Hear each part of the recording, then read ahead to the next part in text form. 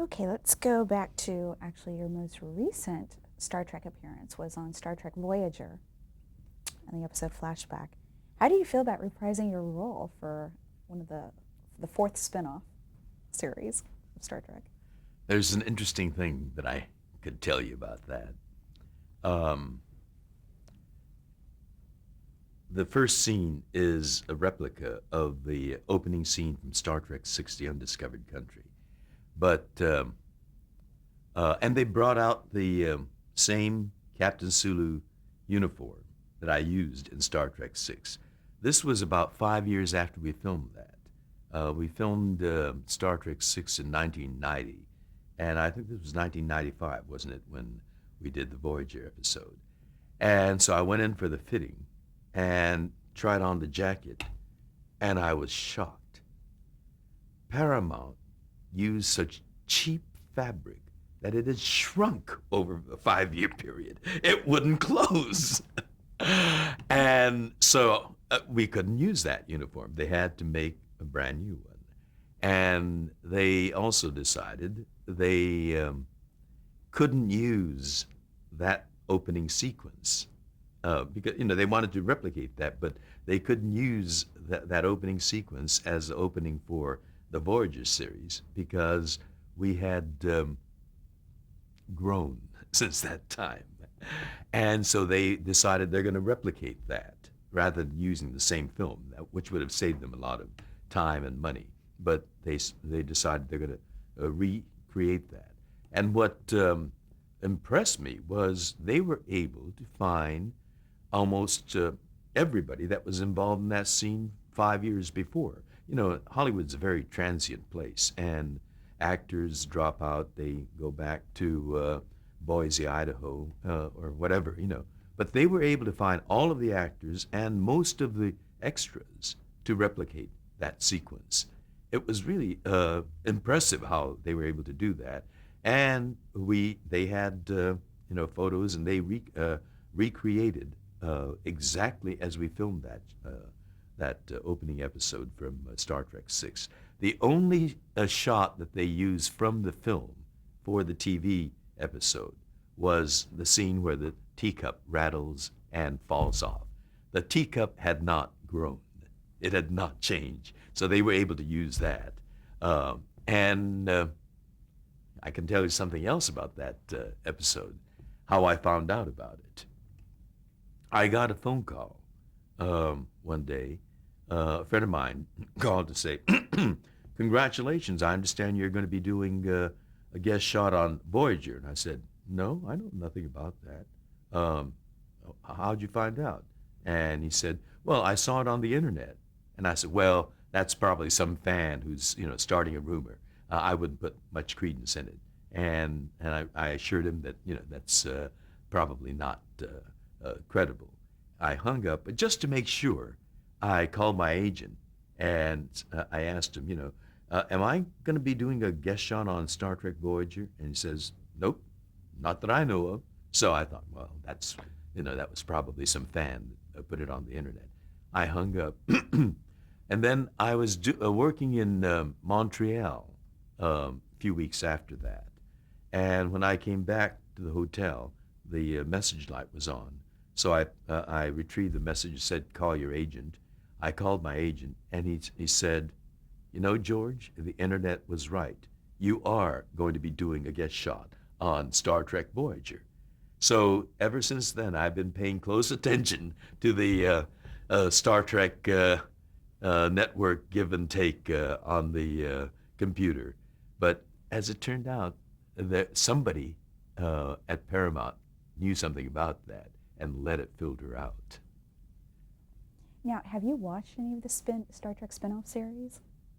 I have. I'm not a regular viewer, but we like to look after our children, and I consider all our spin-offs are, we have the next generation, and these are all the generation after that, and we keep an eye on our grandchildren.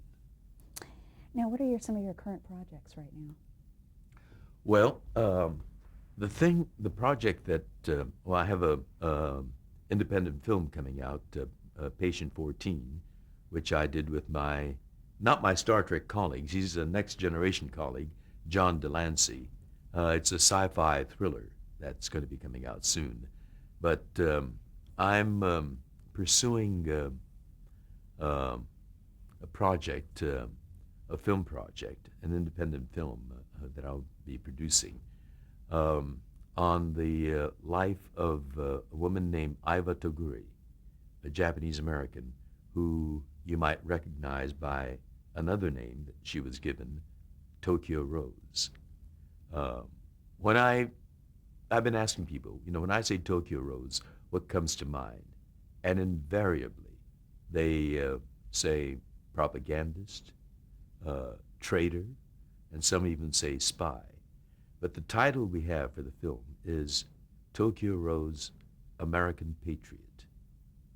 Very few people know the true story of a woman who was tried as Tokyo Rose, found guilty, and later pardoned by President Gerald Ford. She was indeed a courageous patriot. And we have a wonderful script, and right now I'm in the process of gathering the venturesome people to invest in this project. You've also been very involved in local government. Why is this important to you? Well, as I said earlier, because of my childhood spent in two internment camps, when America was swept up by wartime hysteria and acted not only irrationally but contrary to our Constitution. And so from the time that I was very young, my father encouraged both my brother and me to be active in student government. I was student body president and active in various other student government areas, as well as other community work. And so my internment camp experience is what made me a very active participant in the democratic process. You wrote an autobiography in 1994. What finally compelled you to write your memoirs? Well, it was, we were approaching a unique benchmark for Star Trek. And Star Trek is a show that I'm very proud to be associated with and played an important part in so many areas of my life, not just professional, my career, but in my public service areas, in my other business areas. It's amazing how a very popular TV series can open doors or develop connections that I would probably not have otherwise. And so as we were approaching the 25th anniversary of Star Trek, I thought that might be an opportune time to write. But primarily, I wanted to write my autobiography because I think too many Americans don't know how vulnerable our Constitution is. And I wanted to write about that internment camp experience of my childhood. It's an American experience that all Americans should know about. We think our country and our government is great, and it is, but it's also very fragile. And myself, my family, the Japanese Americans, 120,000 Japanese Americans experienced that dark chapter of American history when America failed its ideals. And so I wanted to write about that. And I'm glad I did, because so many people who seem otherwise well-informed came up to me and said, I had no idea such a thing happened in this country. And that chapter of history has become more relevant today because of what happened on September 11th. There are people who happen to look like terrorists, as we happen to look like the enemy after Pearl Harbor. And the Arab American community have been subjected to some horrific situations in this country under this administration. I've heard stories of an Arab American researcher with a chemical firm in New Jersey. Uh, the FBI came into his workplace, asked him his name, uh, an Arab name, Abdul Muhammad or something, and he said, "Yes, I am." And with no further question, they put handcuffs on him and marched him through his workplace in front of his work colleagues, the public humiliation, and took him away. And they called his wife. The wife was terror struck, called the police, the sheriff's department, the FBI. They wouldn't tell her anything. They didn't tell her, whether they had her husband or not. There were no charges, no explanation, and he was held for something like 8 months. That's the way it happened with the Japanese Americans too. No charges, no lawyers, no trial. Simply, the soldiers came, ordered us out, and took us to these barbed wire camps. It can happen in this country, and it must not happen in this country. And more people, have to be informed about that and be ever vigilant about, our Constitution is a wonderful document, but it's only as strong as the people make it strong. And what challenges have you faced as an Asian actor? There are a lot of challenges just as an actor, but it's overlaid with the fact that you are of a minority group. I think the classic critique we have is that minorities are depicted in stereotypes, shallow, one-dimensional pictures. Because, for writers, it's very easy, to go with the popular perception and leave it at that. And that's why it's important that there be writers of those backgrounds. And I think it's very important in television, particularly because television is so all-pervasive and is so powerful in shaping perceptions and ideas of people. We're a multi-ethnic, multicultural, multilingual nation, more so than we've ever been. And it's very important that that reality be depicted on the television screens that we watch and that have such a powerful impact on shaping people's perceptions. Alas, I think television has been rather derelict in that. We go by stereotypes. We don't fully depict the individuals that make that up. And that's why we need minorities on the writing staff who bring that kind of understanding, experience, and life to the telling of the stories of multi-ethnic America. Was there ever a support system among your peers, your Asian American actor peers? Well, there had not been, but we've created that. We have the East-West Players, which provides both a training ground, but also a stage where accomplished actors can practice their craft.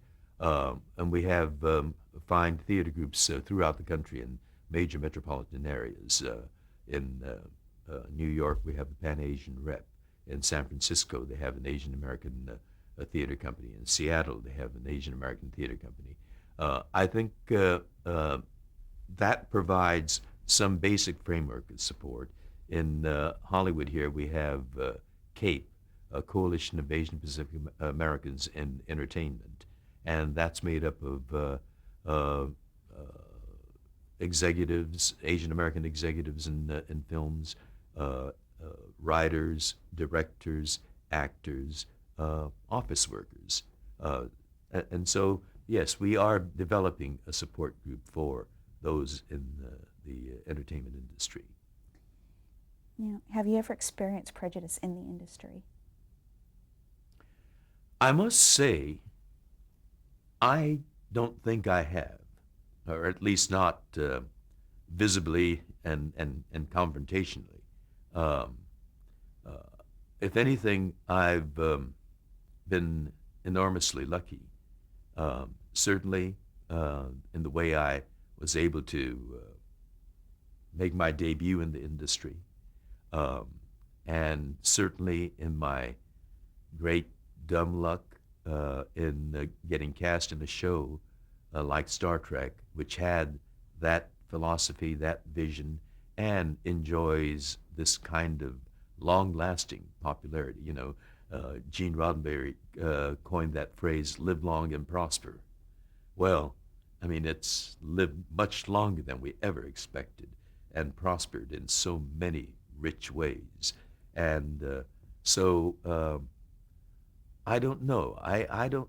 I must say, I myself have not experienced prejudice uh, in my motion picture career. What advice would you give to a young actor?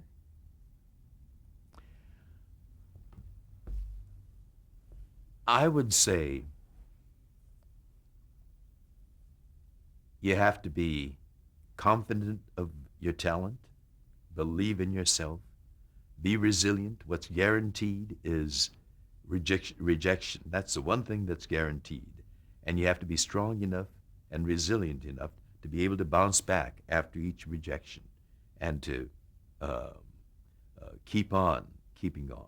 Approach each new interview with the same kind of energy and enthusiasm and excitement that as you had when you first went out for an interview. Um, I think it's very important that you be dedicated and continue to polish your craft. And I think it also helps to be a little crazy because if you have other talents, rationality would tell you to look into those other talents. But if you're crazy, you will continue to pursue this because it gives you no promise of any kind of success. It's just that sheer determination and passion and confidence in yourself and the ability to maintain that despite rejection after rejection after rejection. It helps to be crazy. Yeah. Do you have any career regrets? Do I have any career regrets? I feel very lucky in having had the career that I've had. Um, I know, though, that one of the givens of this career is that age is a factor. Ageism is a factor.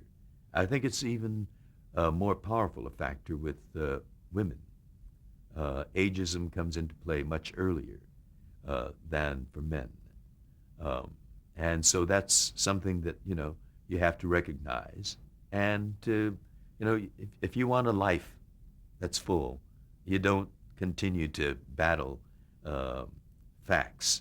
And so you deal with that and you enrich your life by adding other elements to it. And I feel fortunate that I do have other arenas that I can find fulfillment in. I believe in public service.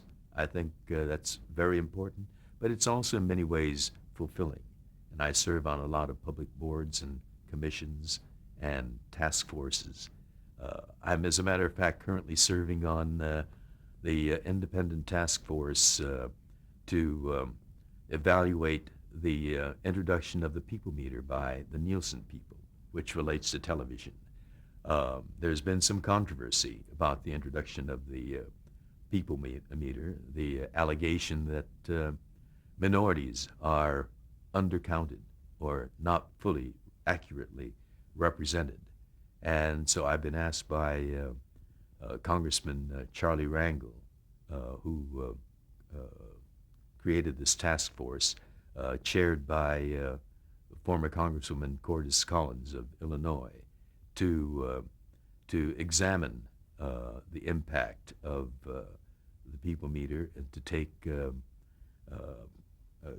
to get presentations from the various stakeholders, the advertisers, the networks, the advertising agencies, all the various impacted people, as well as certainly actors and writers, to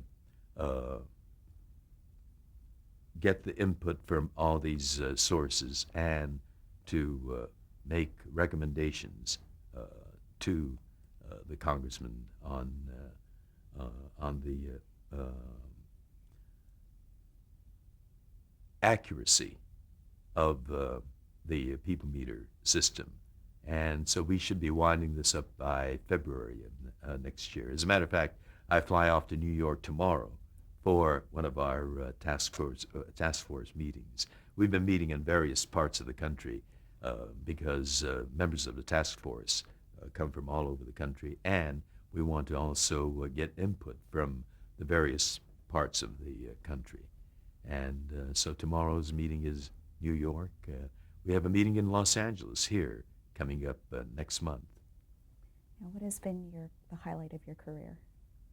The highlight of my career. I've had so many wonderful experiences. It's hard to say what is the single most. I enjoyed working on Year of the Dragon, and I've enjoyed seeing the long life that it's enjoyed with the Asian American Studies classes throughout the country. I must say, the 25th anniversary Star Trek convention was a memorable experience, and that was the last convention that Gene Roddenberry was able to attend. He passed a few months after that. But I'm glad that he was able to see that convention. It was held at the Shrine Auditorium here. It was a huge convention, again, internationally attended. And he saw and heard, the people that were there, the various accents, the various languages, the various visible races that gathered from throughout the world, and the great ovation that he got when he was wheeled on stage. He was in a wheelchair by that time. And one of the most stirring moments that I remember is when that wave of applause kept rolling onto the stage. Gene Roddenberry, despite the fact that he was in a wheelchair and his legs were no longer functional, forced himself up, pushed by sheer muscle power of his arms to rise and receive that ovation standing and to bow and whisper out, "Thank you." It really captured who the man is, to have that grace and that strength and that great dignity to rise to that occasion and show his appreciation for those people that he was able to connect with so viscerally throughout the world. It was a wonderful moment. And how would you like to be remembered? Well, at Star Trek conventions, I tell them that on my gravestone, they'll probably say, "Here lies," in great big bold letters, "Hikaru Sulu," and then underneath it in smaller letters, AKA George Takei. That's the way I know that, because it's such a all-pervasive, powerful presence, Star Trek is, that that's the way most people will remember me. But I hope that people's memory of me will also be that I tried to do my best to make some contribution to making the world that I live in, the community that I live in, and the nation that I'm a citizen of a little bit better. Thank you very much. Enjoyed chatting with you. Same here. Absolutely.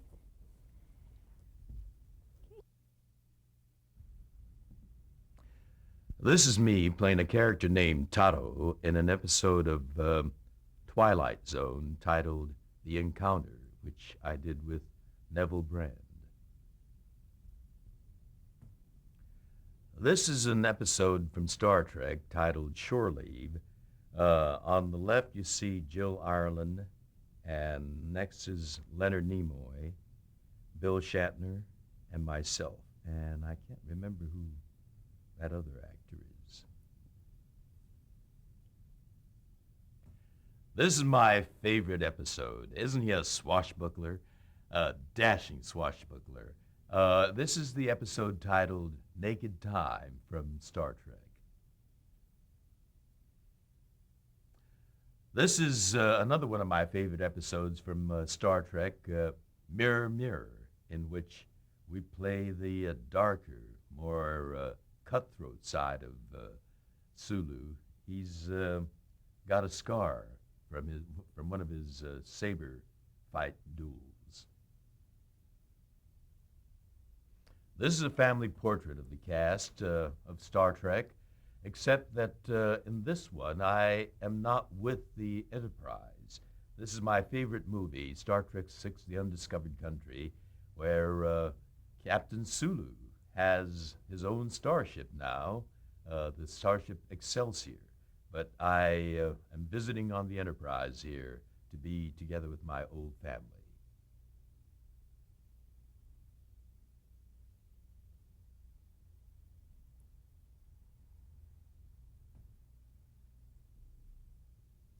This is me as Le Ducteau from the television movie Kissinger and Nixon.